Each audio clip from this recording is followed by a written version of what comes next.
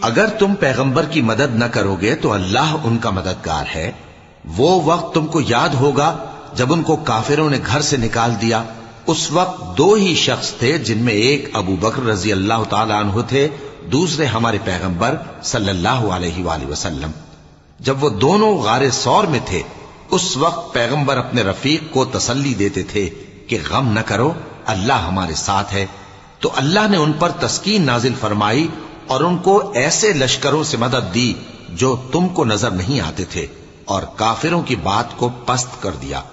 اور بات تو اللہ ہی کی بلند ہے، اور اللہ زبردست ہے، حکمت والا ہے۔ تم ہتھیار تھوڑے رکھتے ہو یا بہت، گھروں سے نکل آؤ اور اللہ کے رستے میں مال اور جان سے جہاد کرو، یہی تمہارے حق میں بہتر ہے، بشرطے کہ سمجھو۔